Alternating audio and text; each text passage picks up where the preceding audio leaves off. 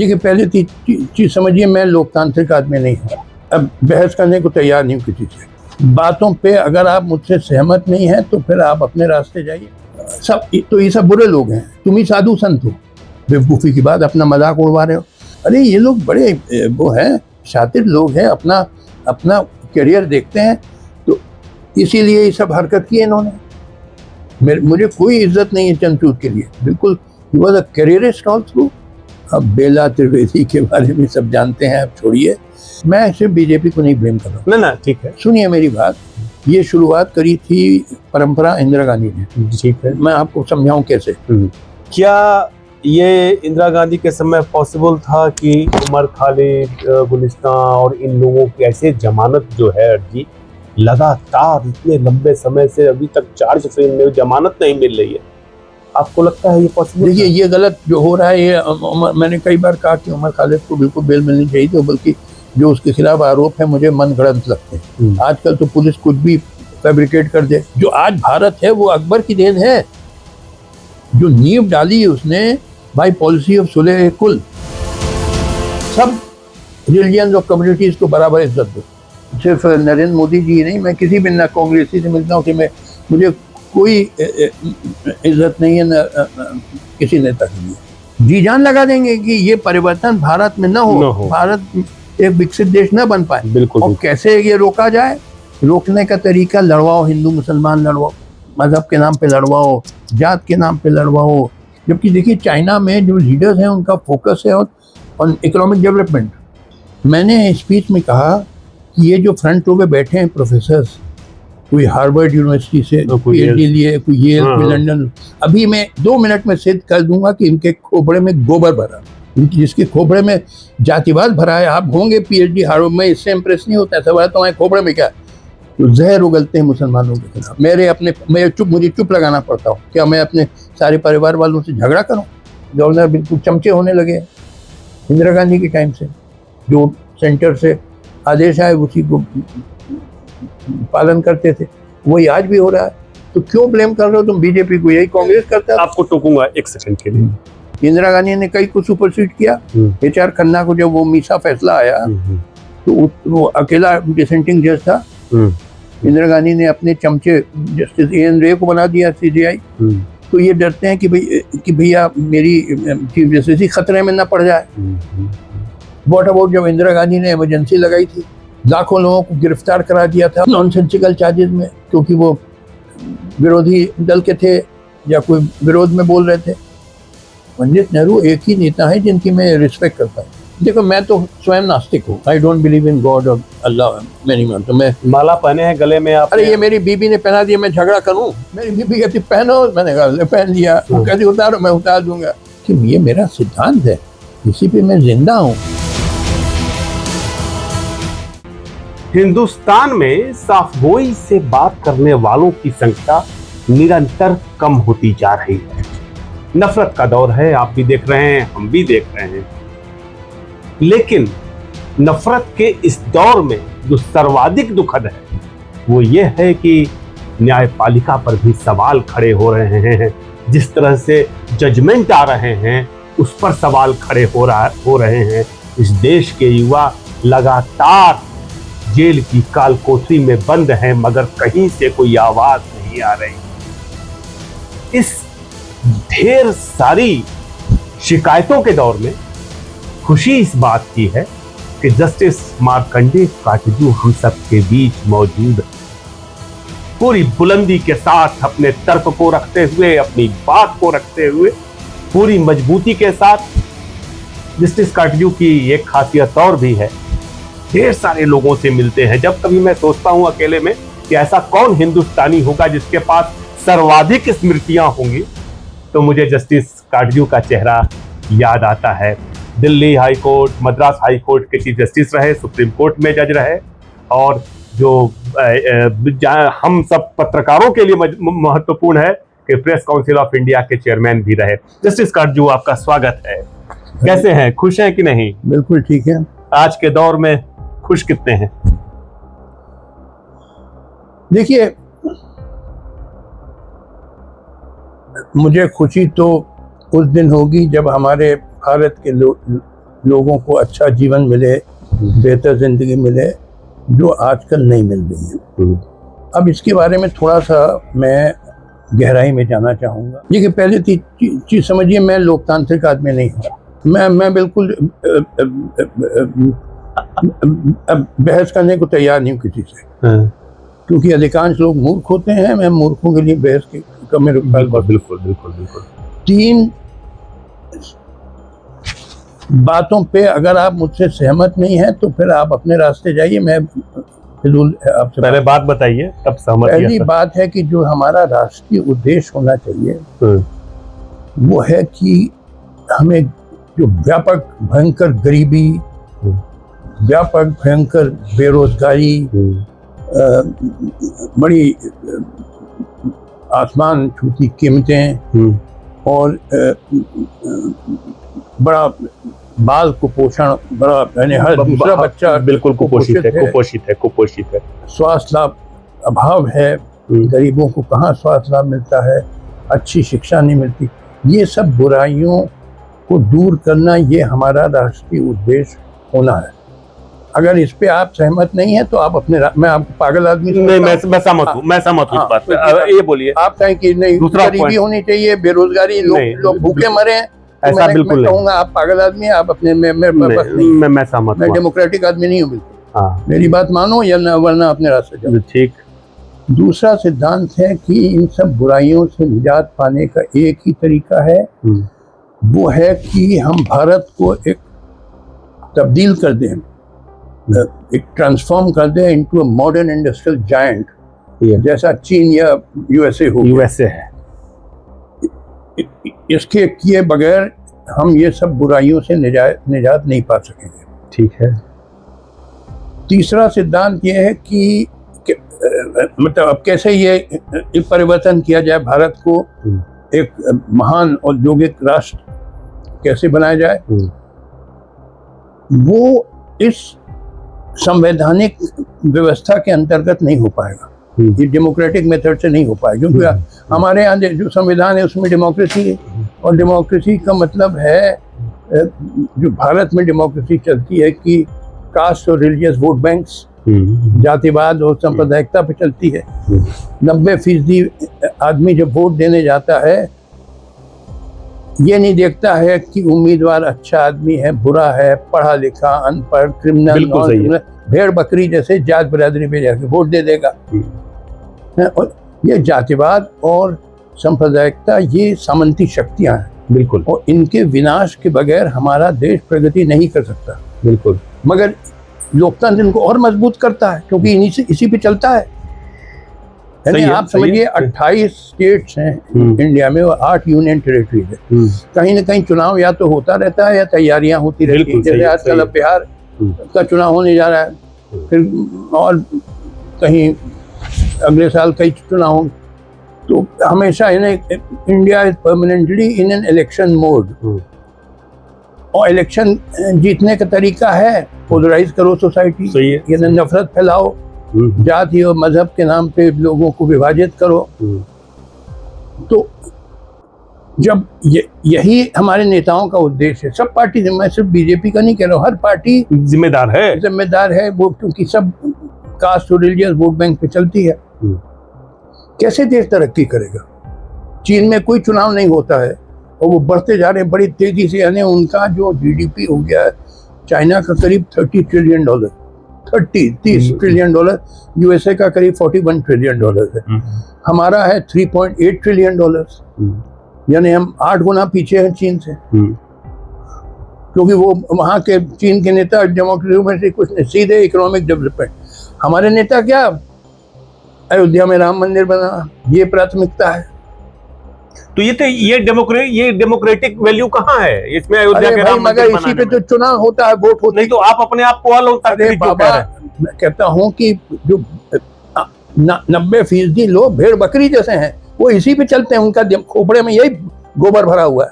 90% लोग, आप जानते हैं 2024 का जो लोकसभा का चुनाव हुआ, जो एमपी इलेक्ट हुए, आधे उनमें क्रिमिनल्स हैं। ये आप गूगल में देखिए, एडीआर की रिपोर्ट है।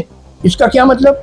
कि जो वोटर है ये नहीं देखता है कि हमारा उम्मीदवार कैसा है, अपराधी है कि नहीं, अपराधी है नहीं, ये वो उसकी जात या मजहब देखता है। जब इसी पे ने आप वोट देने लायक, मुझसे पूछा गया, नीलू व्यास हैं जर्नलिस्ट, उन्होंने मेरी इंटरव्यू ली, तो उन्होंने कहा साहब वोट चोरी के बारे में आपका क्या राय है, जो बिहार में कहते हैं वो SIR हो रहा है, हाँ। वो इलेक्शन कमीशन मिल गई है बीजेपी से। मैंने कहा और वोट चोरी होनी चाहिए, सब वोट चोरी हो जाने चाहिए।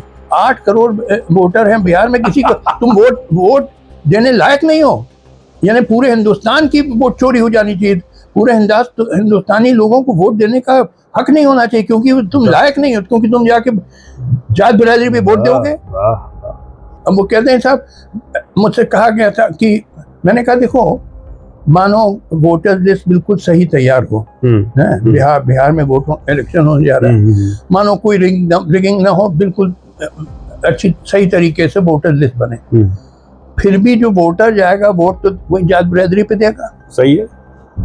तो क्या फर्क, अंतर इतना आ सकता है अगर वोटर लिस्ट मानिए सही बने कि लीडरशिप में परिवर्तन हो जाए, यानी नीतीश कुमार की जगह तेजस्वी यादव आ जाए, चीफ मिनिस्टर बन जाए, मगर आम आदमी के जीवन पे कोई असर पड़ेगा? उसकी गरीबी हटेगी, बेरोजगारी हटेगी, भूखमरी हटेगी। देखिए, हर पॉलिटिकल एक्टिविटी और पॉलिटिकल सिस्टम का एक ही परख है, एक ही टेस्ट है, और वो ये है कि इससे आम आदमी का जीवन स्तर ऊपर बढ़ रहा है कि नहीं, लोगों की जिंदगी बेहतर हो रही है कि नहीं। तो अगर तेजस्वी यादव हो जाए मुख्यमंत्री, क्या लोगों का जीवन स्तर बिहार में बेहतर हो जाएगा? नहीं, वैसे की वैसी, जैसे वो रामायण में आपने पढ़ा होगा कि जब कैकेयी चिल्लाने लगी कि राम को नहीं भरत को राजा बनाओ, तो मंथरा जो दासी थी कैकेयी की, बोली कोई नरे भोए हमें कहानी क्या चेरी छाड़ का हो, यानी चाहे राम राजा हो चाहे भरत राजा, मैं तो दासी की दासी, मैं रानी तो नहीं हो जाऊंगी। तो चाहे नीतीश कुमार चीफ मिनिस्टर हो, चाहे तेजस्वी यादव हो, हम जो गरीब लोग हैं हम तो दासी की दासी रहेंगे। सिर्फ नेतृत्व में अंतर आ सकता है। सही है। तो मैंने कहा ये जो आजकल जो आपके जो माफ करिए जर्नलिस्ट हैं, इतने सारे YouTube चैनल मैंने देखे, और वो कौन रवीश कुमार और अजीत चिल्ला रहे हैं वोट चोरी वोट चोरी। हमने कहा कि वोट चोरी हो या ना हो, इससे क्या, इज इट रेलिवेंट? इसका कोई महत्व है कि आम आदमी की जिंदगी क्या बेहतर हो जाएगी अगर वोट चोरी ना हो?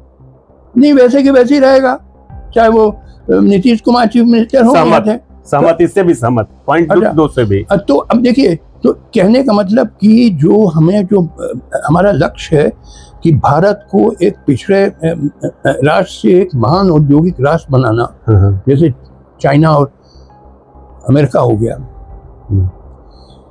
उसके लिए हम ये संविधान में कोई हल नहीं है, हमें संविधान के बाहर जाना होगा। हमें एक महान जन संघर्ष जो बड़ा लंबा चलेगा, जब सब जो जात और मजहब के ऊपर उठेगा, और जिसका नेतृत्व वास्तव में जनता करेगी, देश प्रेमी, अरे जनता तो पिछड़ी है, सुनिए बोलते जाएंगे आप, वास्तव में जो देश प्रेमी और वैज्ञानिक सोच के नेता करेंगे, उसमें बड़ी कुर्बानियां देनी पड़ेंगी, और 10, 15, 20 साल चलेगा, और अंत में वो जाके एक महान जन क्रांति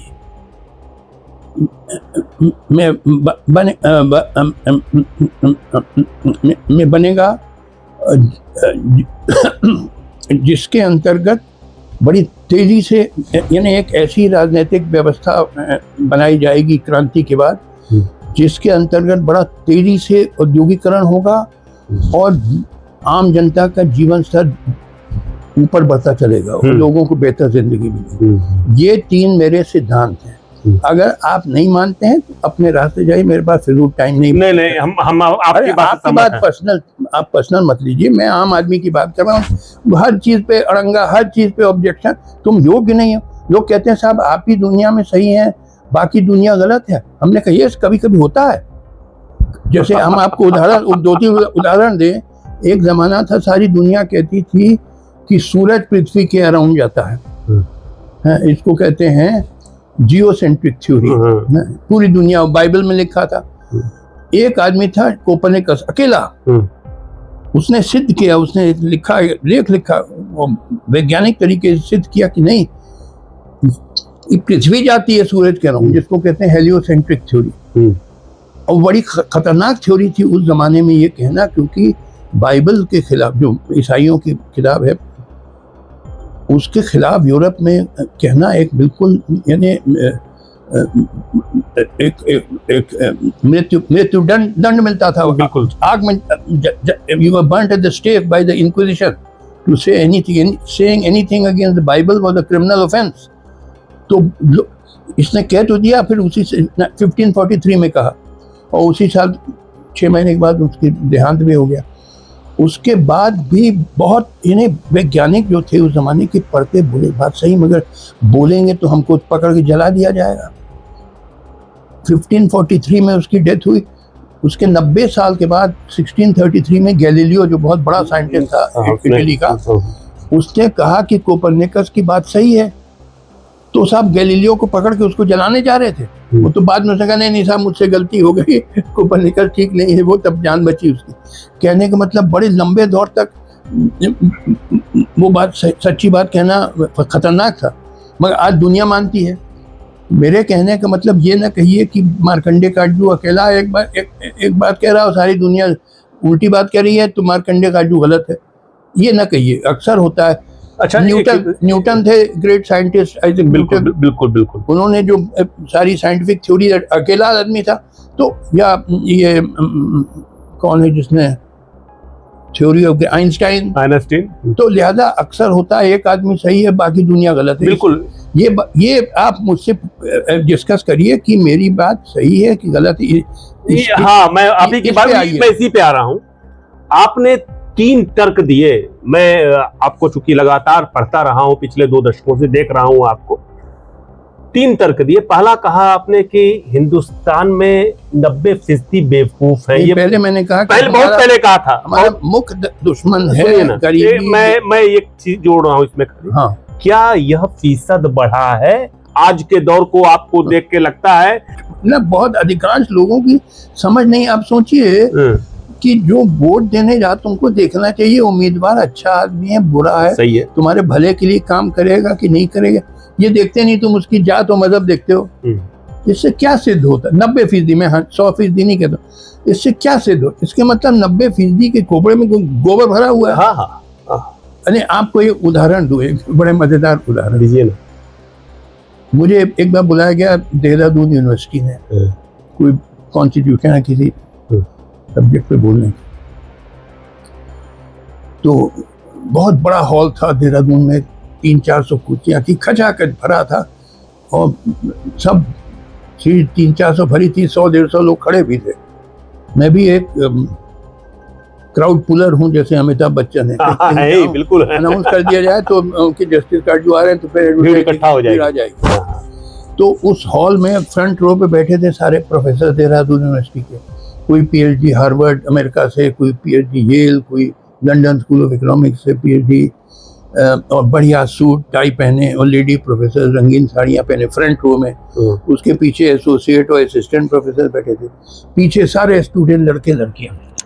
तो मेरी जो स्पीच है, आप यूट्यूब पे जाइए और टाइप करिए देहरादून यूनिवर्सिटी जस्टिस देहरादून, हाँ ये यूनिवर्सिटी मिल जाएगी। करीब 35-40 मिनट की स्पीच है। उसमें एक चीज़ है जो मैं आपको बताऊं।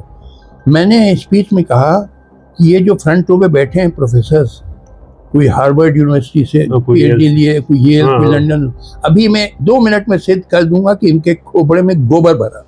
मैंने कहा इनसे पूछिए कि इनकी लड़की अगर किसी दलित से शादी करना चाहें तो राजी होंगे? एक नहीं राजी होगा, कई तो कत्ल करवा देंगे, ऑनर किलिंग। मैंने कहा सिद्ध कर दिया। जिसके खोपड़े में जातिवाद भरा है, आप होंगे पीएचडी हार्वर्ड में, इससे इंप्रेस नहीं होता है। सवाल तुम्हारे खोपड़े में क्या? बड़े बड़े डिग्री लिए हुए एजुकेटेड क्लास की मैं बात कर रहा हूँ। अनएजुकेटेड छोड़ो, उनको माफ कर सकते हैं, बेचारों को एजुकेशन नहीं मिली। मैं पढ़े लिखे लोगों की बात कर रहा हूँ। कितने हैं जो उनकी लड़की अगर दलित से शादी करना चाहे राजी होंगे? बताइए, आप तो आप अपने आप को अलोकतांत्रिक कह रहे हैं और ये बातें लोकतांत्रिक कर रहे हैं आप।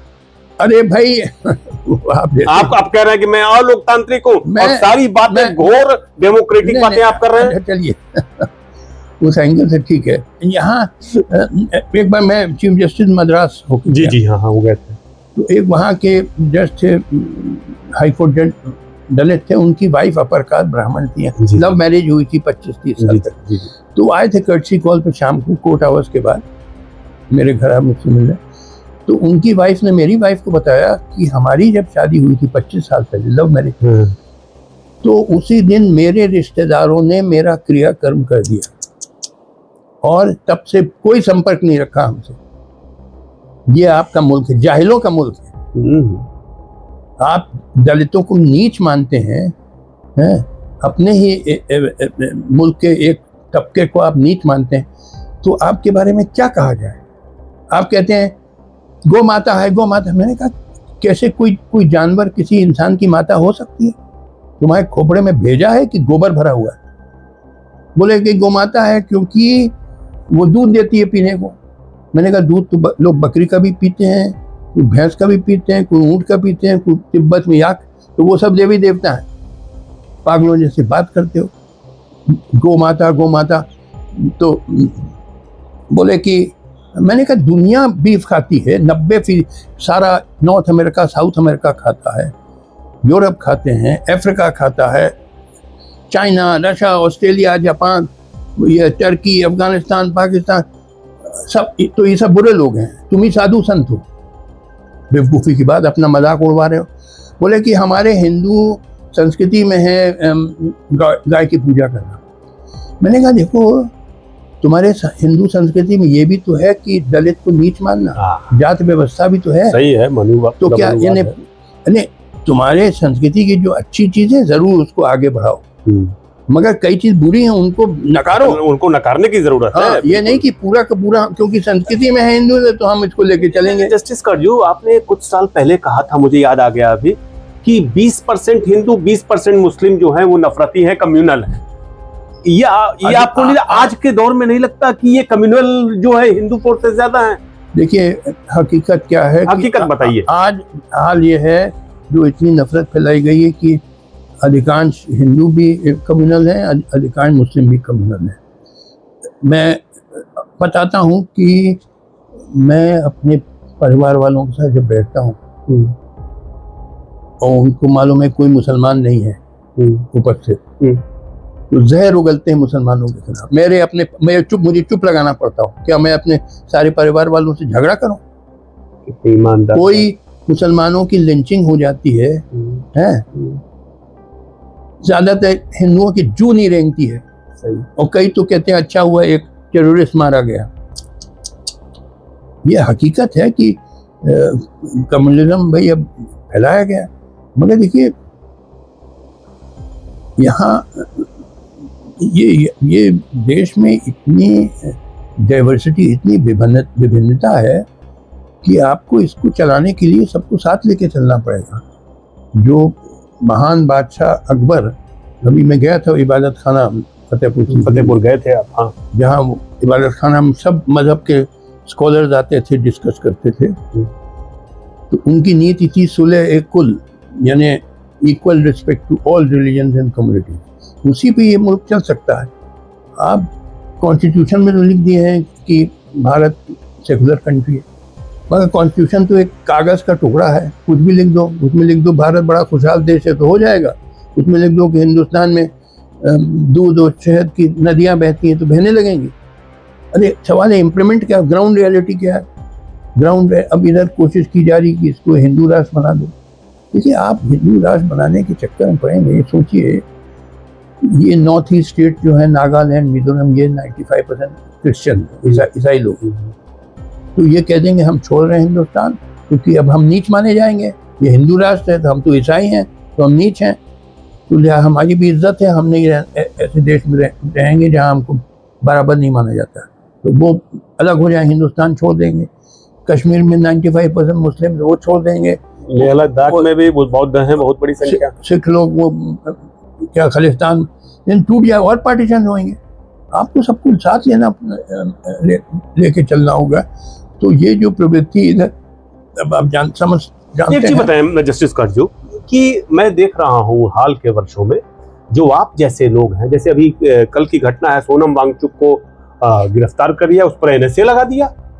क्यों, क्या किया? मैंने क्यों पढ़ा? मामला ये था कि सोनम वांगचुक लेह लद्दाख के लिए 6th शेड्यूल में शामिल करने की मांग कर रहे थे, उसको राज्य बनाने। बीजेपी ने वादा भी किया था कि राज्य, तो उसको पकड़ा क्यों गया? बस इसीलिए कि वहां पर हिंसा भड़क गई और कहा गया कि उसने हिंसा भड़काई है। वो बेचारा शिक्षक विद्यालय चला रहा है, उसको अरेस्ट कर लिया कल एनएसए में। अब वो तुम गलत मैं समझता हूँ। अच्छा, मगर जरा और गहराई में मुझे जाने दीजिए। अब बहुत बहुत गहरी बातें मैं कहने जा रहा हूँ, बहुत गौर से सुनिएगा, क्योंकि और कोई बताने वाला नहीं हिंदुस्तान में। बताइए। अब सुनिए, देखिए, अब वो किताब पढ़ना बंद करिए और सुनिए मेरी बात। देखिए, दो शक्तियां दुनिया में चल रही हैं आजकल। क्या शक्तियां, मैं पहले बताऊं। पहली शक्ति है कि जो अविकसित देश है, जैसे इंडिया भी अंडर डेवलप्ड है, ये करीब दुनिया की 70% आबादी होगी अंडर डेवलप्ड कंट्री में और 30% डेवलप्ड। अंडर डेवलप्ड कंट्रीज में स्ट्रगल चल रहा है कि हम भी डेवलप्ड कंट्री हो जाएं, हम भी खुशहाल मुल्क बन जाएं। अच्छा, हुआ क्या कि 18th सेंचुरी में इंडस्ट्रियल रेवोल्यूशन हुआ। पहले इंग्लैंड में हुआ, फिर फैला और उसके पहले दुनिया में सामंती व्यवस्था होती थी, फ्यूडल सिस्टम। तो फ्यूडल इकोनॉमी जो होती थी उसमें द मेथड, थोड़ा सा अंग्रेजी में मैं बोल लूँ ना, बोले एकदम बोल सकते हैं, ज़्यादा मैं क्योंकि अंग्रेजी में पढ़ा, बाद में हिंदी सीखी मैं। बोलिए। तो जो फ्यूडल मेथड्स ऑफ प्रोडक्शन थे, जैसे हल चलता था, ट्रैक्टर नहीं होते थे, तो feudal methods of production were so primitive and backward, इतने पिछड़े साधन थे पैदावार के कि उनसे बहुत कम धन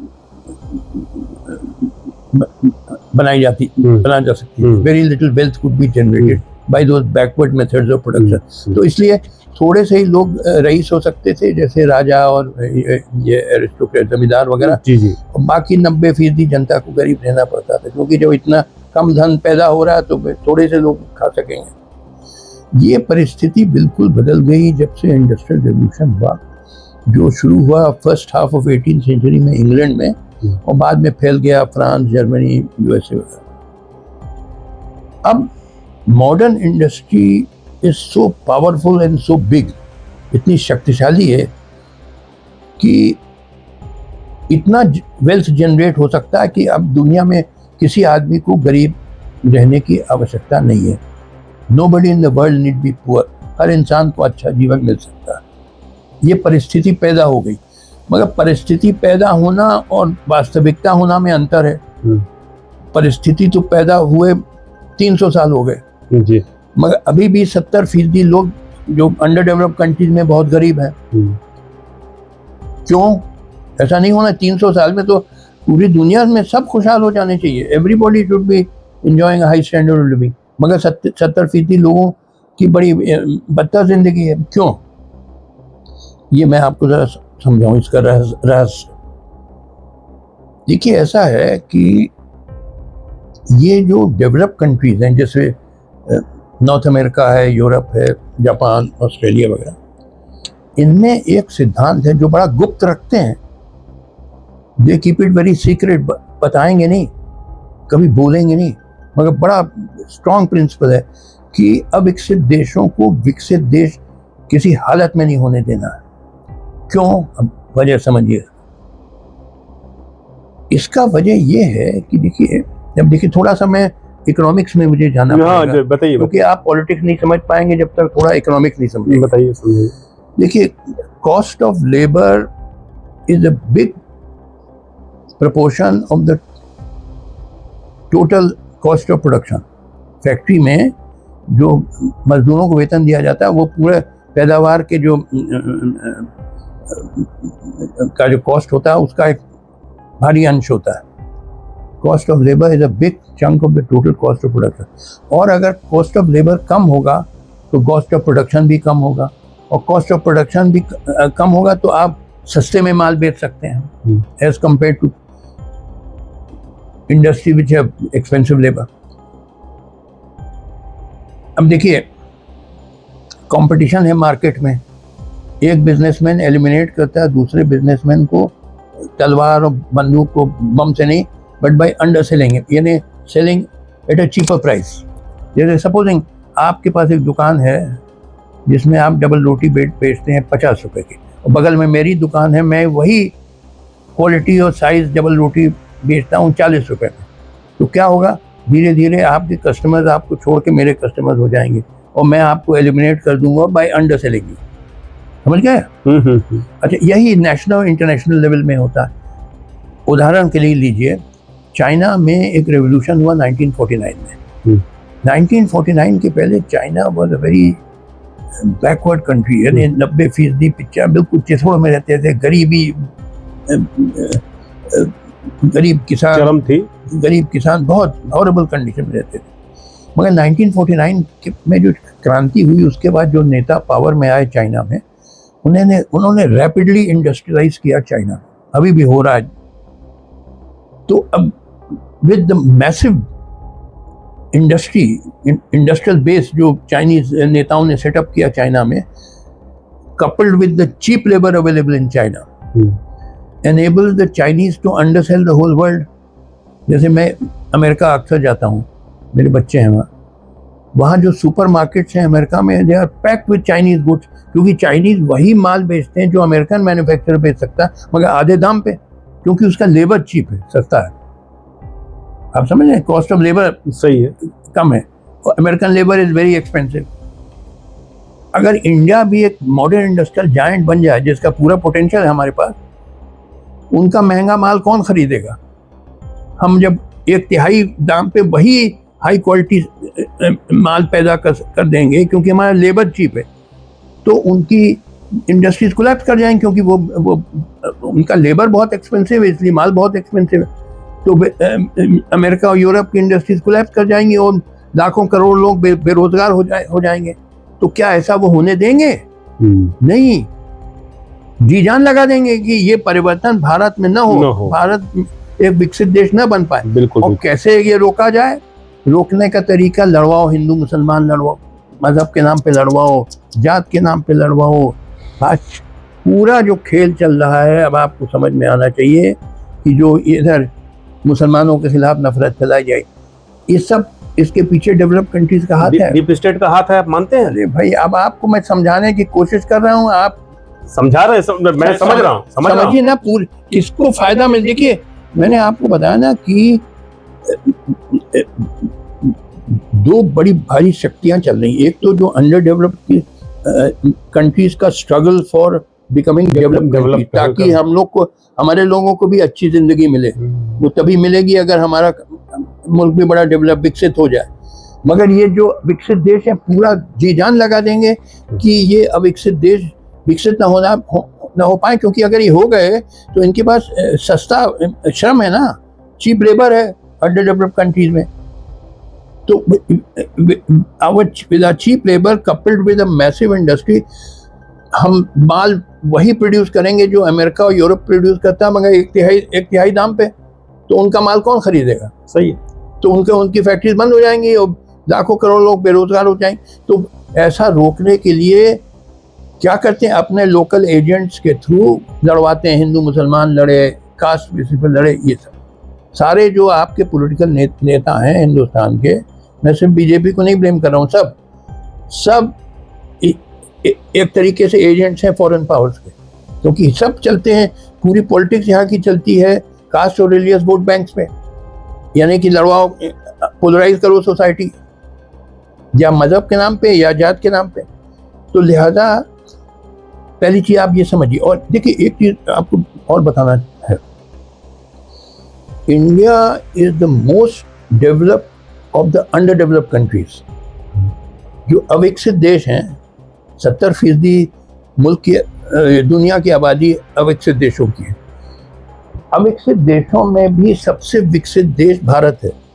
यहाँ जो डेवलपमेंट हो गया है उसके कई वजह हैं। तो we are the most developed of the under developed country. तो we are on the verge of breaking into the ranks of the developed countries. जैसे चाइना ने ब्रेक इन कर लिया, चाइना ने क्रांति किया और they are now in the ranks of the developed country. आप जानते हैं चाइना की आबादी हमारी आबादी लगभग एक ही है, 140-142 करोड़. उसमें से 80 करोड़ चीनी लोग गरीबी रेखा के ऊपर उठ गए हैं. आप देख लीजिएगा गूगल में, 80 करोड़, यानी 140 करोड़ में से 80 crore have risen above poverty line, यानी they are enjoying a good life. हमारे यहाँ भी होना. देखिए आपके यहाँ ये मॉडर्न इंडस्ट्रियल जायंट बनने के लिए सारा पोटेंशियल है. आपके पास बहुत अच्छे इंजीनियर हैं. आपको देखिए इसके लिए क्या चाहिए. भारत का परिवर्तन एक पिछड़े मुल्क से एक आधुनिक औद्योगिक मुल्क बनने के लिए क्या आवश्यकता होती. पहली आवश्यकता होती है कि huge pool of technical talent, वो हमारे पास है. हज़ारों इंजीनियर्स हैं. मैं जाता हूँ अक्सर अमेरिका, मुझे बुलाया जाता है अमेरिकन यूनिवर्सिटी में. मैं पाता हूँ भरे हुए अमेरिकन और पाकिस्तानी इंजीनियर्स और ये professor of mathematics, professor of engineering, professor of science, huge. और यहाँ में भी बहुत सारे ब्रिलियंट इंजीनियर्स और टेक्नीशियंस और साइंटिस्ट हैं. तो कोई कमी नहीं है. दूसरी चीज़ की आवश्यकता है कि नेचुरल रिसोर्सेज, वो भी हिंदुस्तान कोई छोटा मुल्क नहीं है. It is not like England और जापान जो छोटा, ये ऑलमोस्ट अ सब कॉन्टिनेंट. और तीसरी चीज़ जो आवश्यकता है कि करेक्ट पॉलिटिकल लीडरशिप, वास्तविक पेट्रियोटिक यानी वास्तव में देशभक्त लोग हमारे नेता होने चाहिए जो आधुनिक सोच के हों. अभी जो आपके नेता लोग हैं हर पार्टी का, मैं कोई विशेष पार्टी का नहीं कर, बिल्कुल दो कौड़ी के लोग हैं. उनको कोई वास्तव में देश से प्रेम नहीं है. वो सिर्फ चाहते हैं किसी तरीके से सत्ता हासिल हो, और सत्ता हासिल करने के लिए तरीका है कि पोलराइज करो, नफरत फैलाओ जात और मजहब के नाम पे. तो कैसे देश तरक्की करेगा. अब लोग कहते हैं ये कहाँ से आएंगे ये जो आप नेताओं की बात कर रहे हैं जो देशभक्त हैं और आधुनिक सोच के हैं. अब मैंने कहा सही है, अभी कोई दिखाई नहीं देता. अभी जितने पॉलिटिकल पार्टी के नेता हैं, ये बहुत बड़ी बात कर रहे हैं, कौड़ी के हैं. ये बहुत बड़ी बात कर रहे हैं. मगर देखिए ये ऐतिहासिक अनुभव बताता है, हिस्टोरिकल एक्सपीरियंस शो, कि जब कोई देश संकट में आता है तो प्रकृति अच्छे अच्छे नेताओं को ऊपर लाती है. जैसे इंग्लैंड में 17वीं सेंचुरी में स्ट्रगल हुआ बिटवीन किंग एंड पार्लियामेंट, तो ऑलिवर क्रॉमवेल आए जो पहले अनजान थे. अमेरिका में जॉर्ज वॉशिंगटन, थॉमस जेफरसन आए. फ्रांस में फ्रेंच रेवोल्यूशन के दौरान रोबेस्पियर आए. रशिया में लेनिन आए. तो आएंगे, अभी नहीं दिखाई दे रहे हैं, मगर मुझे पूरा भरोसा अच्छे नेता आएंगे.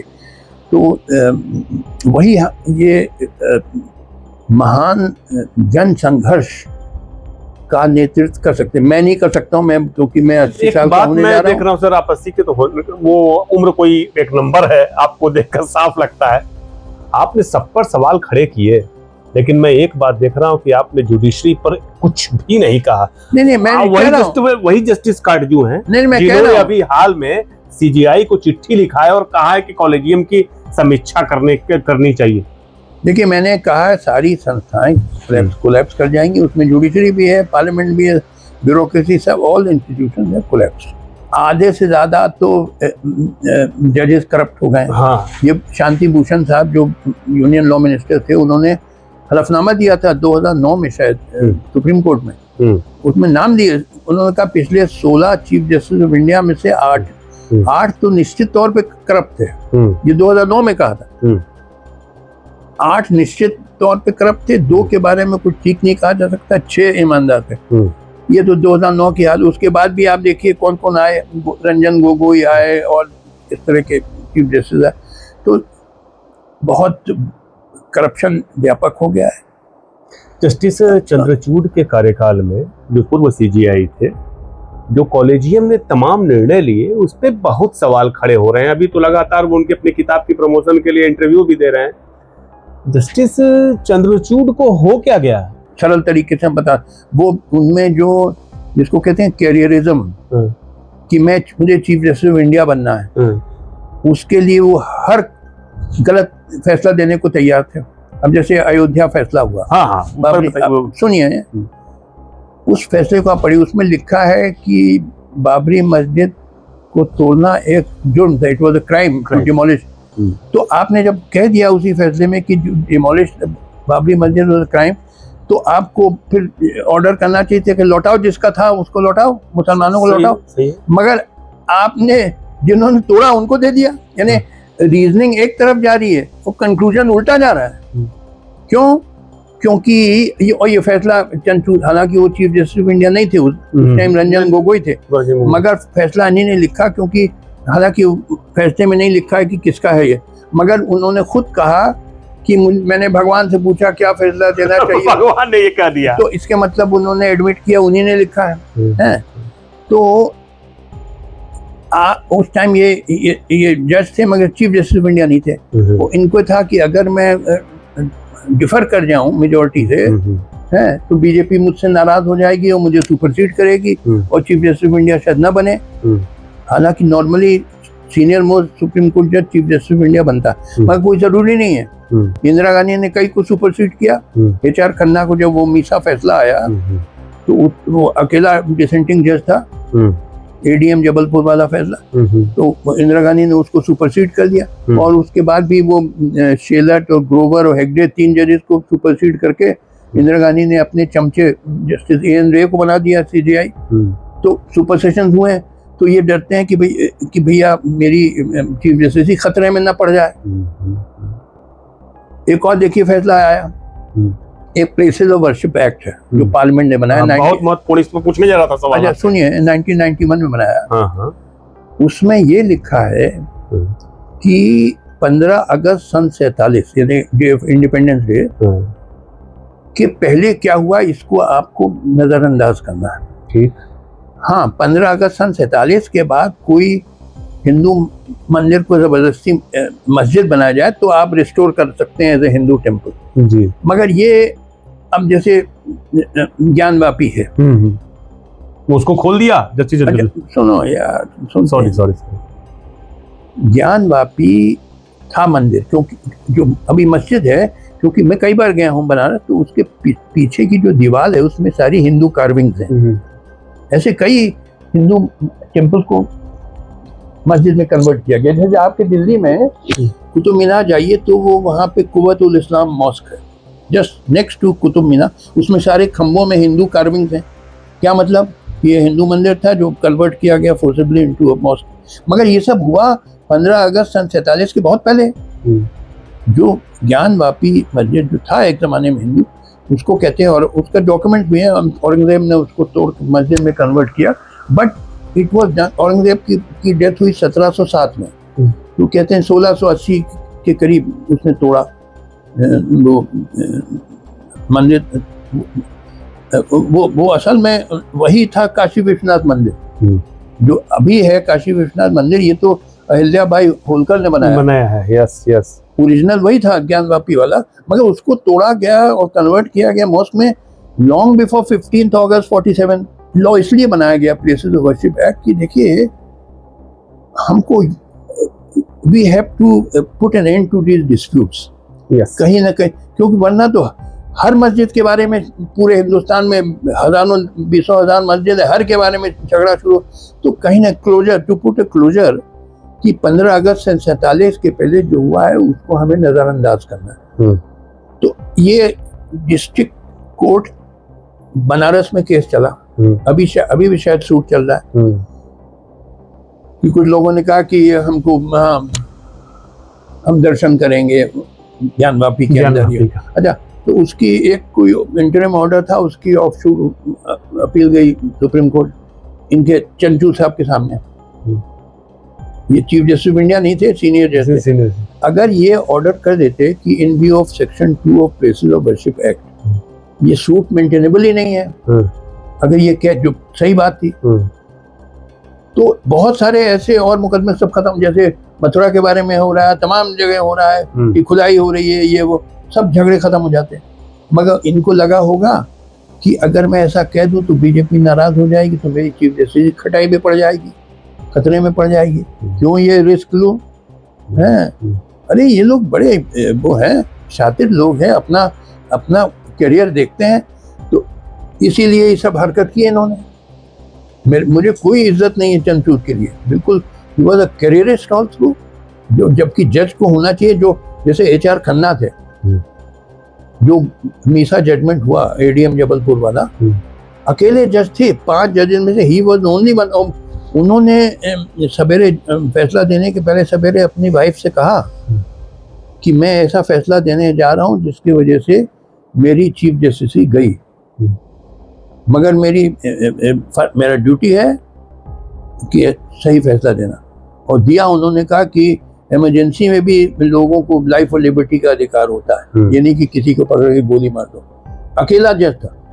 और जबकि यही चंद्रचूड़ के पिताजी जो थे, भाई चंद्रचूड़, उन्होंने भी वो भी फर्स्ट मेजोरिटी में थे, और उसका रिवॉर्ड मिल गया उनको, चीफ जस्टिस ऑफ इंडिया। वो भी चीफ जस्टिस ऑफ इंडिया बने, वो भी कैरियरिस्ट थे।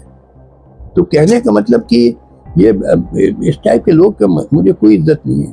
चंटू, अब बताइए, अपने घर में बुला लिया प्रधानमंत्री को गणेश पूजा करने। बताइए, हाँ ये तो गणेश पूजा प्रधानमंत्री अपने घर में करें, वो चीफ जस्टिस ऑफ इंडिया के घर में क्यों? मैं आपको अपना उदाहरण दूं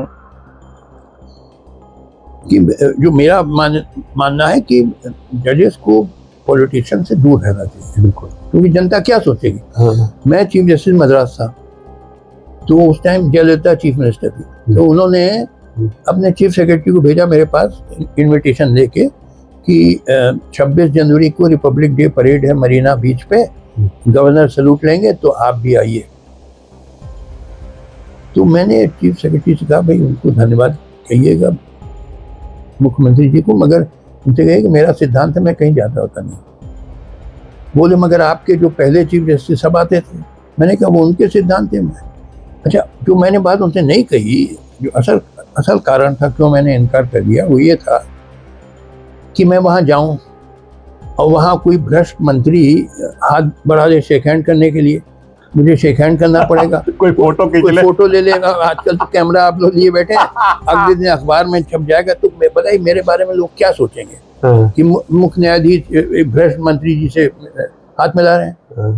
तो बेहतर, देखिए, सिद्धांत में जो मैंने बनाया वो ये था कि देखिए, ऐसा नहीं कि जज कहीं नहीं जा सकते। मानिए मेरे रिश्तेदार की शादी है तो जाऊंगे, मगर अगर कोई इनविटेशन बहुत आते हैं, जज के पास बहुत सारे आते हैं, सब कई तो चमचागिरी करना चाहते हैं। तो मगर सिद्धांत ये कि जहाँ जरा से भी शक हो कि इनविटेशन एक्सेप्ट करना चाहिए कि नहीं करना चाहिए, तो बेस्ट है कि मत करो, क्योंकि न करोगे तो तुम्हारा कोई नुकसान है। और अगर एक्सेप्ट करोगे, वहाँ इट इज डेंजरस। वहाँ जाओगे, कोई तस्वीर खींच ले किसके साथ, बोलिए क्या पोजीशन आपकी। आपने तो रिटायरमेंट के बाद भी इस आदत को कायम रखा है। ज्यादा हम घूमते हैं, तो अब एक फ्लैट में पड़े रहते हैं, आई एम हैप्पी है। अभी कभी नरेंद्र मोदी जी ने या उनके लोगों ने आपसे मिलने की कोशिश की कि नहीं? ईमानदार बताइएगा बात। नहीं, कोई मैं नेताओं से मिलता जुलता नहीं हूँ। मैं, आप जानते हैं, मुझे नेताओं के लिए कोई इज्जत नहीं है। बिल्कुल। सिर्फ नरेंद्र मोदी जी नहीं, मैं किसी भी ना कांग्रेसी से मिलता हूँ कि मुझे कोई इज्जत नहीं है न किसी नेता के लिए। आजकल के नेता जो हैं वो, उनमें कोई वास्तव। आपने बहुत तारीफ की कॉलेजियम में जस्टिस नागरत्ना का सहमति पर। हाँ, क्या था बताइए हमको पहले। भाई वो जो, अब क्या बताएं, आजकल सुप्रीम कोर्ट में एक अजीब ट्रेंड शुरू हो गया कि आप अगर बीजेपी के करीब है तो आपको सुप्रीम कोर्ट के जज बना दिया जाएगा। अब ये पंचोली थे जो हो गए, पंचोली शायद नाम है, गुजरात के थे या राजस्थान के, उनके खिलाफ बड़े आरोप थे, गंभीर आरोप थे, जिसकी वजह से उनका तबादला हुआ पटना हाई कोर्ट में। रूटीन ट्रांसफर नहीं था, it was on serious charges. मगर वो करीबी थे बीजेपी के, तो उनको बना दिया। मगर 5 जजेस का कॉलेजियम होता है। इसके पहले बेला त्रिवेदी को, अब बेला त्रिवेदी के बारे में सब जानते हैं, अब छोड़िए कहने, मगर कम से कम किसी ने तो अपनी आवाज़ उठाई। तो इसीलिए मैंने जस्टिस नागरत्ना की तारीफ करी। उन्होंने कहा कि इतने गंभीर आरोप हैं इनके खिलाफ, आप कैसे इसको सुप्रीम कोर्ट जज बना रहे हैं। और इतने सारे और चीज़, देखिए आज हाल ये है, 34 जजेस होते, स्ट्रेंथ ऑफ सुप्रीम कोर्ट 34 जजेस, सब भर गई हैं, एक भी खाली नहीं है। पहला वैकेंसी होएगी नवंबर में, जब ये Gavai chief justice of India ये रिटायर होंगे। अच्छा, इतने सारे स्टेट्स हैं, कितने 28 स्टेट्स में हर एक में एक चीफ जस्टिस है, तो 28 कई बड़े योग्य चीफ जस्टिस हैं, मगर वो अब सुप्रीम कोर्ट के जज नहीं हो पाएंगे क्योंकि वैकेंसी नहीं है। अब आपने भर दिए अपने चमचों को, तो क्या किया जाए? अरे बीजेपी की प्रवक्ता बन गई बॉम्बे हाई कोर्ट में जज, पता है कि नहीं आपको ये बात? अरे भाई आप छोड़िए, हम कहाँ, देखिए मैं सिर्फ बीजेपी को नहीं ब्लेम कर रहा हूँ। ना ठीक है, सुनिए मेरी बात, ये शुरुआत करी थी परंपरा इंदिरा गांधी ने। ठीक है, मैं आपको समझाऊं कैसे। पंडित नेहरू इंस्टीट्यूशन को रिस्पेक्ट करते थे, संस्थाओं की इज्जत करते थे, पार्लियामेंट कोर्ट की, जुडिशरी की, कोई जो अपॉइंटमेंट्स होते थे, जो ट्रेडिशन था कि जो चीफ जस्टिस रिकमेंड कर दे वो हाई कोर्ट जज अपॉइंट हो जाता, सुप्रीम कोर्ट जज अपॉइंट हो जाता था। एक बार MC छागला थे जो chief justice Bombay high court बने, उन्होंने अपनी किताब रोजेज इन दिसंबर में लिखा कि मैंने एक बड़े अच्छे वकील का नाम रिकमेंड किया हाई कोर्ट जजी के लिए। मोरारजी देसाई चीफ मिनिस्टर थे, उन्होंने विरोध किया ये कह के कि ये तो RSS का मेंबर है। अच्छा, छागला ने कहा कि होंगे RSS मेंबर, मगर ये बड़ा ईमानदार आदमी है और काबिल वकील है, और इंसिस्ट किया तो अपॉइंट करना पड़ा।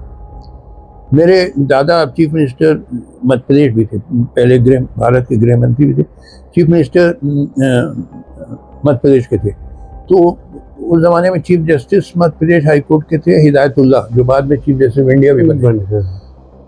तो हिदायतुल्लाह साहब ने अपनी किताब जिसका नाम है माई ओन बॉसवेल में लिखा है कि मुझे मुख्यमंत्री डॉक्टर काटजू ने कहा कि चीफ जस्टिस ये आपका हाई कोर्ट है, आप जो नाम रेकमेंड करें हम एक्सेप्ट करें। क्या बात है। हालांकि अगर कोई हमको खबर मिली जो आपको शायद ना मिली हो इसके खिलाफ, तो वो मैं आपको भेज दूंगा, आप देख लीजिएगा।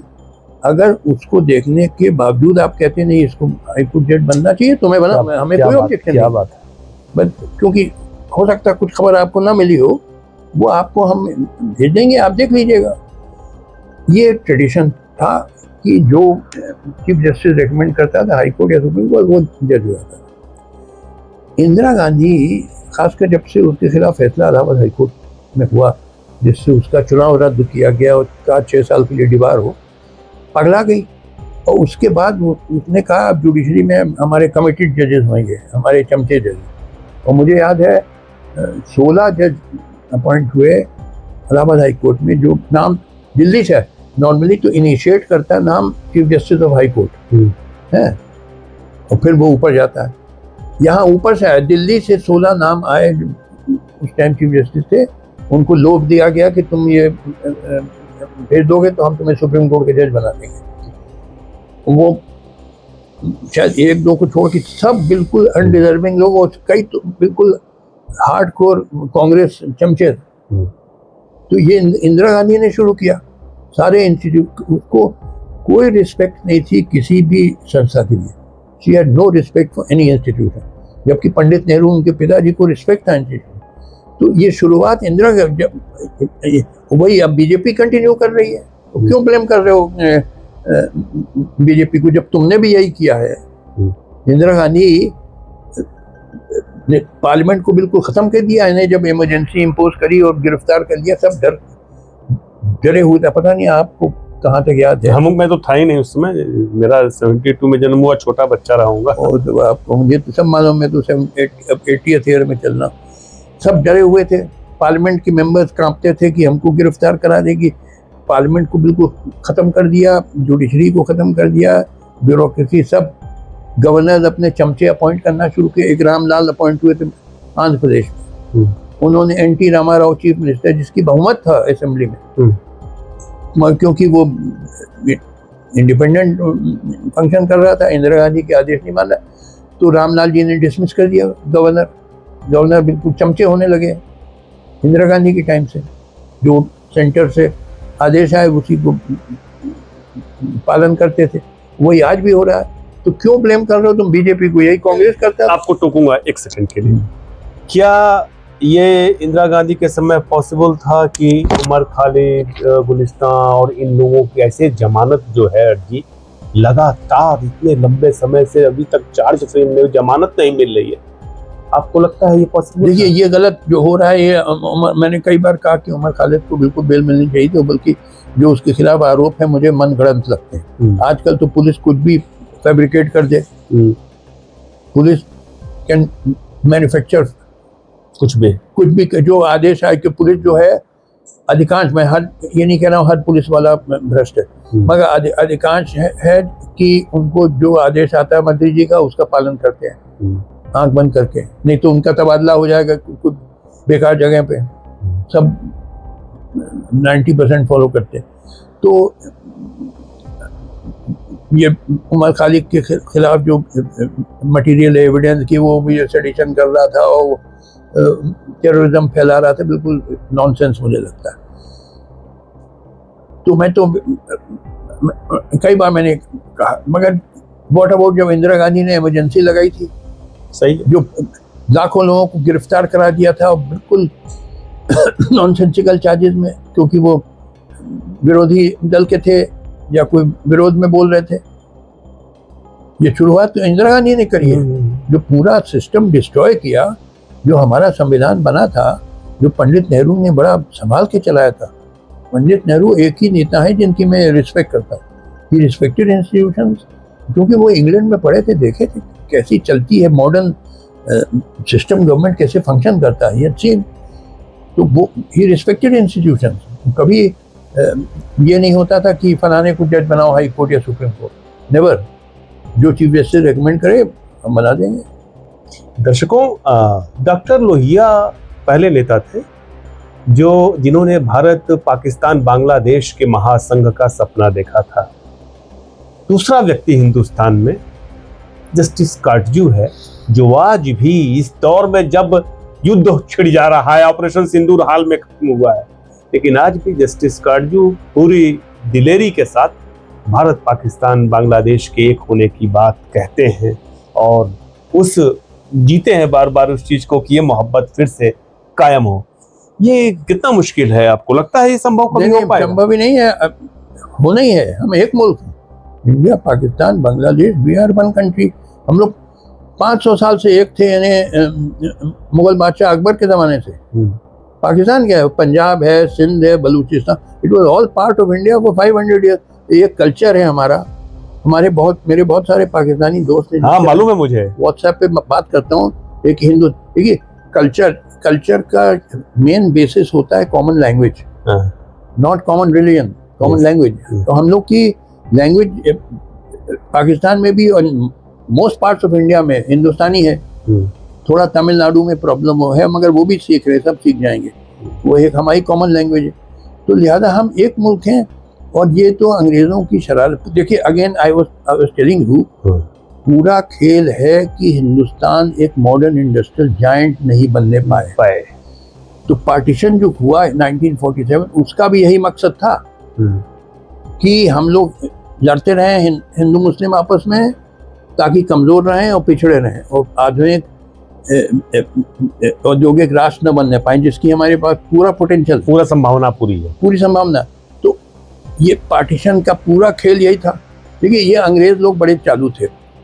ये पहले बहुत मुल्कों पे इन्होंने कब्जा कर लिया था, कॉलोनाइज कर लिया था। बाद में जब वो नेशनलिज्म अराइज हुआ दुनिया भर में, तो छोड़ना पड़ा। और छोड़ने के पहले क्या करते थे, ये विभाजित कर देते थे मजहब के नाम पे। जैसे आयरलैंड है, जो इंग्लैंड के बगल में टापू है, वहाँ इंडिपेंडेंस स्ट्रगल शुरू हुई। तो उन्होंने कहा ठीक है, इंडिपेंडेंस दे रहे हैं, मगर हम पार्टीशन कर रहे हैं।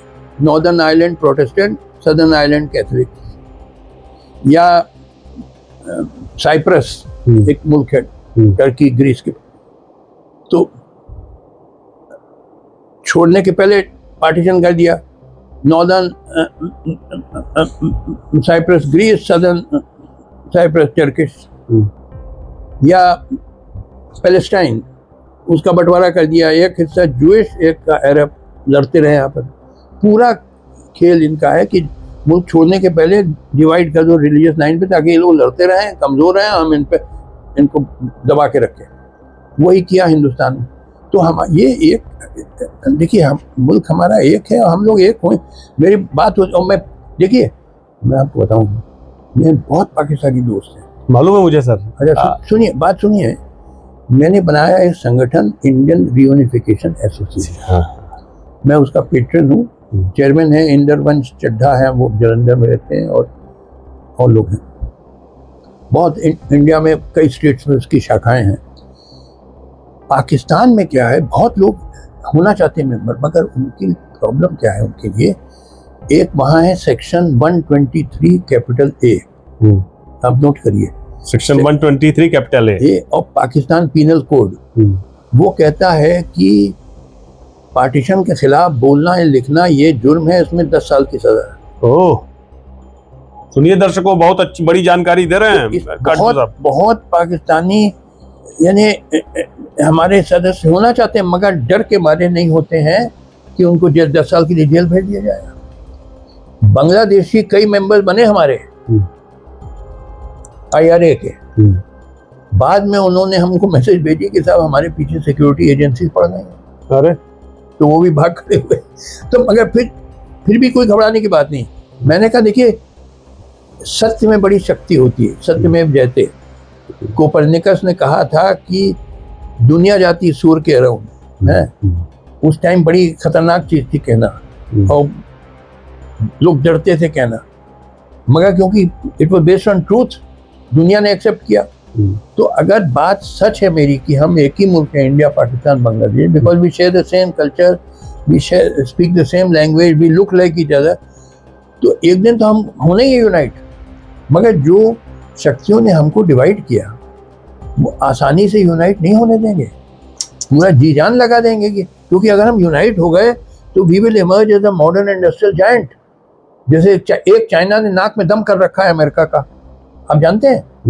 अमेरिका का सबसे बड़ा दुश्मन आज चाइना है। वो ऊपर बढ़ता जा रहा है। तो एक दूसरा चाइना पैदा हो जाएगा तो जो बचा कुचा अमेरिकन इंडस्ट्री सब कोलैप्स हो जाए, क्योंकि उनका महंगा माल कौन खरीदेगा? सही है। दे गुड्स आर वेरी एक्सपेंसिव। मैं अमेरिका जाता हूँ, आप जानते हैं लेबर कितना एक्सपेंसिव है। आपको आइडिया दूं, मेरी बेटी है अमेरिका में, कैलिफोर्निया में, उसके यहाँ क्लीनिंग सफाई, जैसे जमादार आपके यहाँ आता है सफाई करने, क्लीनिंग वुमन अपनी मोटर कार पे आती है। कभी आप सोच सकते हैं कि आप क्या जमादार आपकी सफाई करने आएगा या झाड़ू पोछा करने वाला आएगा वो मोटर पे कार? इतनी यानी लेबर इज वेरी एक्सपेंसिव। तो क्योंकि लेबर एक्सपेंसिव, इसलिए the products are very expensive. American goods are very expensive, Chinese goods are much cheaper because Chinese labour is much cheaper. See, everything turns on cost of labor. Once a country sets up a massive industrial base, then everything turns on the cost of labor. जिस मुल्क में सस्ता श्रम है, उसको एक distinct advantage है over countries with expensive labour. और देखिए, टेक्निकल नॉलेज तो अक्वायर हो जाए, कोई जादू की छड़ी तो है नहीं।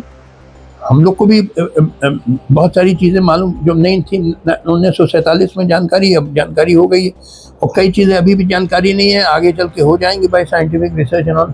कोई ऐसा तो है नहीं कि अमेरिका कोई मोनोपोली सारा साइंटिफिक और टेक्निकल नॉलेज की। हमारे पास भी इंजीनियर और साइंटिस्ट बहुत, तो बल्कि अमेरिका में इतने ब्रिलियंट अमेरिकन प्रोफेसर्स हैं यूनिवर्सिटीज़ में, प्रोफेसर्स इन मैथमेटिक्स में मिला हूँ, in professor in mathematics, in engineering, in science. उनको अगर यहाँ इज्जत मिले, वो वापस आ जाए अपने देश की सेवा के लिए। बिल्कुल सही है। मगर यहाँ आते हैं तो उनको इज्जत नहीं मिलती है। लीव असाइड सैलरी, वहाँ तो बहुत हाई सैलरी मिलती है, फिर भी यहाँ अगर 1/10 भी सैलरी मिल जाए जो वहाँ मिल रही है, फिर भी वो आ जाएंगे अपने देश की सेवा करने के लिए, प्रोवाइडेड उनको रिस्पेक्ट मिले और फैसिलिटीज़ मिले, लेबोरेटरीज मिले। वो कईयों से बात की, बोले साहब हम आने चाहते हैं अपने देश की मदद करना, मगर यहाँ ना हमें पूछेगा कोई, ना हमको फैसिलिटीज़ मिलेंगी। भाई हम साइंटिफिक रिसर्च करेंगे, लेबोरेटरी होनी चाहिए, ये सब फंड्स प्रोवाइड होने, कोई गवर्नमेंट करेगा कोई? क्योंकि यहाँ तो गवर्नमेंट का एक प्रायोरिटी है कि कैसे अगला इलेक्शन जीता जाए। पूरा यहाँ हमारे नेताओं का एक 1 पॉइंट प्रोग्राम है कि अगला चुनाव कैसे जीता जाए। सही है। चुनाव होते रहते हैं या तैयारियां होती रहती है, पूरा फोकस यही है। जबकि देखिए चाइना में जो लीडर्स हैं उनका फोकस है ऑन इकोनॉमिक डेवलपमेंट, रैपिड, बड़े तेजी से बढ़ते जा रहे हैं वो। हमारे यहाँ फोकस है कि राम मंदिर बनाना, गो रक्षा करना, तो कैसे देश तरक्की करेगा?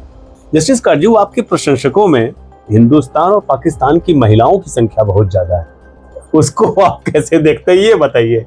और लाहौर की, जब पाकिस्तान की आप पुरानी यादों को साझा करते हैं, लोगों को पास ले आते हैं, तो लोग तमाम रुमानियत में खो जाते हैं कि जस्टिस काटजू जो जेंटलमैन, आप लोगों को दर्शकों को बताएं 6 फीट लंबे होंगे डॉक्टर साहब? 6 फीट 4 इंच। 6 फीट 4 इंच लंबाई है जस्टिस काटजू की।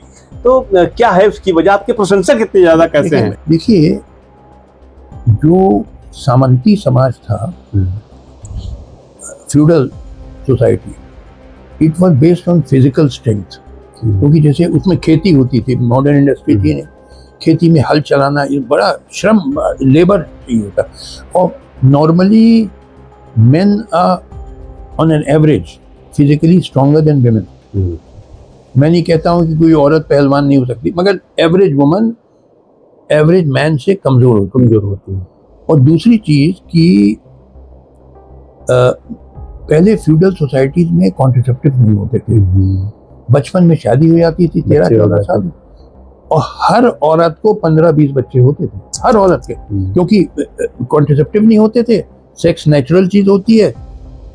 और 15-20 में से अधिकांश तो मर जाते थे, बिकॉज मेडिकल साइंस एडवांस नहीं थी, तो या तो चाइल्ड बर्थ में ही मर जाए, या बहुत कम उम्र में कोई खरोंच लग जाए तो कोई एंटीबायोटिक नहीं होती अभी थी। भी वैसा ही ग्रामीण क्षेत्रों में हाल है। हाँ, तो एंटीबायोटिक्स वगैरह नहीं थी, तो इन्फेक्शन से तो 15-20 में से हार्डली 4-5 सर्वाइव करते थे। हर औरत को 15-20 बच्चे हो गए। तो she was pregnant, she had long periods of pregnancy. तो ये दो वजह से, एक तो ये कि वैसे ही औरत कमजोर physically on an average is weaker then man, and secondly she was बच्चे बहुत, हाँ, because of constant pregnancies, she was not in a position to work hard.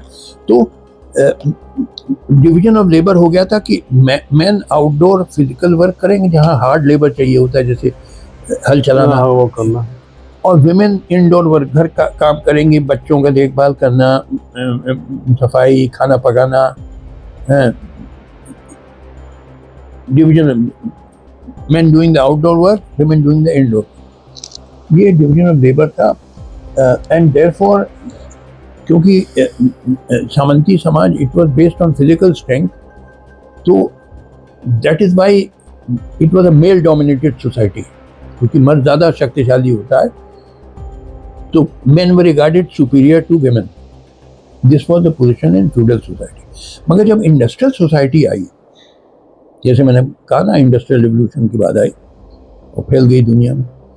आजकल जो जैसे एक कंप्यूटर चलाना है, कोई उसके लिए फिजिकल स्ट्रेंथ नहीं चाहिए, आप कोई बटन दबा दीजिए, औरत भी कर सकती है। और आईक्यू टेस्ट, जो इंटेलिजेंस क्वेश्चन टेस्ट, आपने पता नहीं साइकोलॉजी में पढ़ा है कि नहीं, आईक्यू होता है इंटेलिजेंस, आई नो, उससे ये साबित हुआ कि जो औरत की बुद्धि है वो मर्द के बुद्धि से बराबर होती है। Average man and average women have the same intelligence, 100, दोनों के 100 होती है। ये आप किसी साइकोलॉजी की बुक में बिल्कुल बिल्कुल। तो जब इंटेलिजेंस बराबर है, and industrial society is not based on physical strength but on technical skill, on mental, तो लिहाजा औरतों को इक्वालिटी मिलनी चाहिए। अगर जब वो उनकी mind is equally developed in main, बराबर बुद्धि है दोनों की, and industrial society physical strength. देखिए, फ्यूडल सोसाइटी में तो लड़ाइयाँ भी लड़ी जाती थी तलवार और घोड़े और भाला से, तो मर्द क्योंकि ज़्यादा ताकतवर होते थे, वो सिर्फ मर्द लड़ते थे। इंडस्ट्रियल सोसाइटी जब से आई, तो because industrial society is not based on physical strength but on technical skills. Yes, और औरत की भी वही टेक्निकल स्किल हो सकती है जो आदमी की होती है, क्योंकि वो आईक्यू टेस्ट ने साबित कर दिया कि दोनों की बुद्धि बराबर है। बिल्कुल बिल्कुल। तो इसलिए इक्वालिटी होनी चाहिए। Now it should not be a male dominated society, society of equality. बल्कि आप समझिए कि हम अमेरिका अक्सर जाते रहते हैं, हमारे यहाँ जैसे डिवीजन था कि division of labour, outdoor work main, जहाँ हार्ड लेबर इन्वॉल्व है, और इंडोर वर्क जहाँ खाना पकाना, सफाई, बच्चों ये सब। वहाँ पे ये डिवीजन ऑफ लेबर टूट गया वेस्टर्न सोसाइटी। हाँ वहाँ मर्द भी जाता है सवेरे 7 बजे अपनी मोटर कार पे अपनी फैक्ट्री या ऑफिस, जहाँ औरत भी चली जाती है, वो डॉक्टर है अपने हॉस्पिटल या जहाँ काम करती है, यूनिवर्सिटी कॉलेज जहाँ पढ़ाती, और शाम को दोनों लौटते हैं, और जो पहले आ जाता है वो खाना दूसरे के लिए बना देता है। कभी कभी औरत लेट हो गई, हस्बैंड पहले आ गया, अच्छा आजकल ये सब जो हाउस होल्ड वर्क है, घरेलू काम, इसके लिए गैजेट्स बहुत अवेलेबल है अमेरिका में, यानी प्रेशर कुकर है, वॉशिंग मशीन है, वैक्यूम क्लीनर है, तो बड़ी आसानी से हो सकता है। तो हस्बैंड, ऐसा नहीं कि अब हमारे यहाँ हस्बैंड सब चाहते हैं कि मेरी बीवी खाना पकाए, वहाँ दे शेयर द डोमेस्टिक वर्क, जो घरेलू काम है दोनों में। आप डोमेस्टिक वर्क बांटते थे कि नहीं, ये बताइए, सवाल हमको आंटी ने तो मैंने पूछा नहीं, आप बांटते थे कि नहीं, सही से बताइए। हम सही बता रहे हैं। मैंने कई बार अपनी बीवी से कहा कि मैं खाना पकाना सीखना चाहता हूँ, वो नहीं सीखने देती है। नहीं, आपने जिद नहीं किया, आप इस बात की जिद तो कर सकते थे कि हमें सिखाओ। आप खाते बढ़िया बढ़िया, बताते बढ़िया बढ़िया है, लेकिन आपने खुद खाना बनाना क्यों नहीं? अरे भाई, मैंने उनसे कई बार कहा कि मुझे सिखा दो, वो बहुत अच्छा बनाती हैं। हम लोग तो कश्मीरी पंडित नॉन वेजिटेरियन, तो बहुत सारी कश्मीरी डिशेज, रोगन जोश और वो सब बनाना जानती हैं। अरे लाजवाब। तो मैंने कई बार कहा भाई क्या झगड़ा करूं, क्या उनसे कई बार कहा कि भाई मुझे सिखाओ, मैं कहती नहीं सिखाएंगे, नहीं मानती ना, हम क्या करें, झगड़ा करें। अच्छा चलिए, ये नहीं मानती। और आप पुरुषोचित, जो आप कह रहे हैं मेल डोमिनेटेड सोसाइटी है, क्या परिवार के भीतर आपने इस बात की कोशिश की कि इक्वलिटी बनी रहे? देखिए, मैंने कहा कि बहुत ईमानदार जवाब चाहते हैं सर। मैंने कहा कि ये मेरा सिद्धांत है, इसी पे मैं जिंदा हूँ, कि equality between man and women, equality between different religions, हर सब मजहबों की भाषाओं के बीच बराबर इज्जत। मैं जो मानता हूँ, जो भारत का राष्ट्रपिता, जिसको वास्तविक राष्ट्रपिता मानता हूँ, एम्परर अकबर, मुगल बादशाह अकबर, क्योंकि उसने जो पॉलिसी चलाई थी उसका नाम था सुलह-ए-कुल, यानी सब मजहबों को बराबर इज्जत देना। उसके भी दरबार में बड़े बड़े ओहदे पे हिंदू थे, जैसे राजा टोडरमल थे, जैसे फाइनेंस मिनिस्टर ऑफ पूरा होल मुगल एम्पायर के फाइनेंसेस कंट्रोल करते थे, और बीरबल मान सिंह हिंदू थे, बड़े फेमस जनरल थे, सबको बराबर इज्जत देता था। तो इसी वजह से मुगल साम्राज्य इतना लंबा चला, क्योंकि इंक्लूसिव था, सबको साथ लेके चलता था, 300 साल चला। बड़ी बात है, क्योंकि उसकी जो आज भारत है वो अकबर की देन है, जो नींव डाली उसने बाय पॉलिसी ऑफ सुलह-ए-कुल कि सब रिलीजन और कम्युनिटीज को बराबर इज्जत दो। और ये मैं बता रहा हूँ, अकबर पैदा हुआ था 1542 में और देहांत हुआ था 1605 में, तो ये 1580 में उसने पॉलिसी चलाई थी। 1580 में यूरोप में कत्लेआम हो रहा था मजहब के नाम पे, कैथोलिक्स प्रोटेस्टेंट को कत्ल कर देते थे, औरतों बच्चों को भी।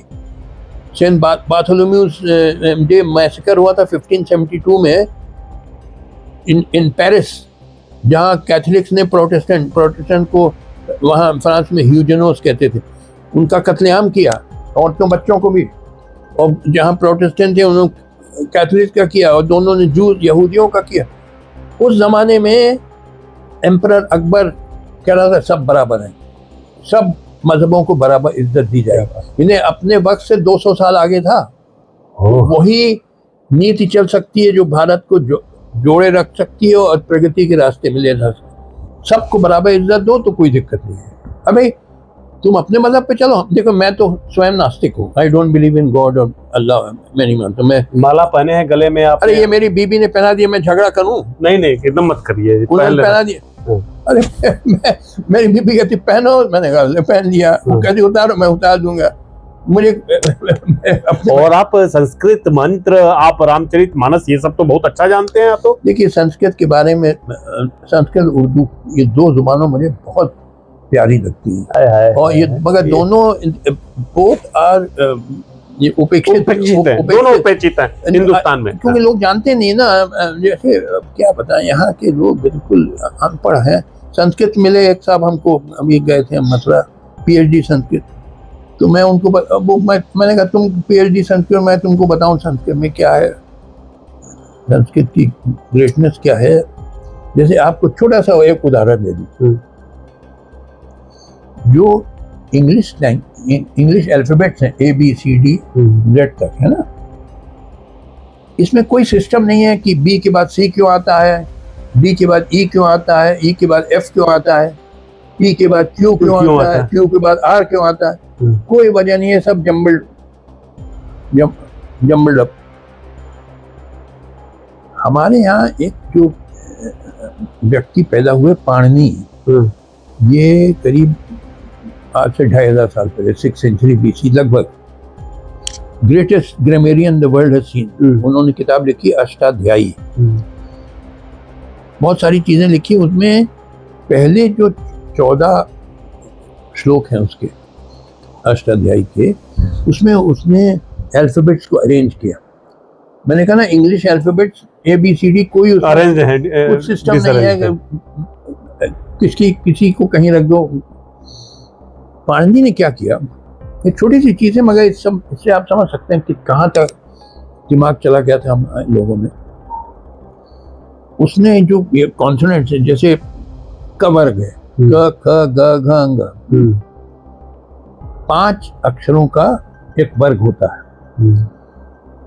तो ये सब आवाज कंठ से, गले से निकलती, क ख ग घ अंग। उसने स्टडी किया, देखिए साइंटिफिकली स्टडी किया अक्षर कहाँ से निकल रहा। फिर च छ ज, ये मिडिल ऑफ द टंग, जीभ के बीच से, ट ठ ड ढ, ये अपर माउथ, यस, थ थ द ध न, ये टिप ऑफ द टंग, प फ ब भ म, ये लिप्स। क्या बात है, उसने अरेंज किया सर। अच्छा, इसमें भी देखिए 5 अक्षरों का एक वर्ग होता है ना, जैसे क ख ग घ अंग। इसमें दूसरा और चौथा हर वर्ग का वो होगा जिसको अंग्रेजी में कहते हैं एस्पिरेटेड कॉन्सोनेंट। एस्पिरेटेड कॉन्सोनेंट का क्या मतलब? एस्पिरेटेड कॉन्सोनेंट का मतलब कि वो अक्षर जिसमें ह मिला है, जैसे क में ह मिला दो तो ख हो गया, ग में ह मिला दो तो घ हो गया। तो दूसरा और चौथा हर वर्ग का एस्पिरेटेड कॉन्सोनेंट होगा। जैसे त में ह मिला दो तो थ हो गया, द में ह मिला दो तो ध हो गया। क्या बात है। अब देखिए, ये स्टडी करके उसने साइंटिफिकली अरेंज किए हमारे अक्षर। अंग्रेजी अक्षर कोई अरेंजमेंट नहीं है, कोई लॉजिक नहीं है, रीजन नहीं है, कोई बाएं दाएं कि किसी को कहाँ बैठा दो, ए से लेके जेड तक। वाई के बाद जेड क्यों आता है किसी को नहीं मालूम। तो देखा दर्शकों, आप सोचिए, कल्पना करिए कि भाषा विज्ञान के बारे में बता रहे थे जस्टिस काटजू, और यकीनन समय की एक पाबंदी है, लेकिन अगर हमें इनसे बात करना हो, मैं सीखता हूँ जस्टिस काटजू से, लगातार वो जो कहते हैं उसको पढ़ता हूँ। मेरे कैमरे के पीछे एक चरखा भी रखा हुआ है। भले उन्होंने अभी गांधी की बात नहीं कही, लेकिन इस देश में नफरत के इस दौर में वो चाहते हैं, दिल से चाहते हैं कि सभी प्यार से रहें, मोहब्बत से रहें, और हिंदुस्तान जो है दुनिया के देशों में सबसे आगे बढ़े। उनकी अपनी सोच है, वो अपनी सोच के हिसाब का देश चाहते हैं, और जब लगता है कि ऐसा नहीं हो रहा है तो उनको नाराज होते हैं, वो उनको गुस्सा भी आता है। फिर मिलेंगे, फिर बात होगी। जस्टिस काटजू, धन्यवाद आपका, बहुत बहुत धन्यवाद, आपने हमसे बात की।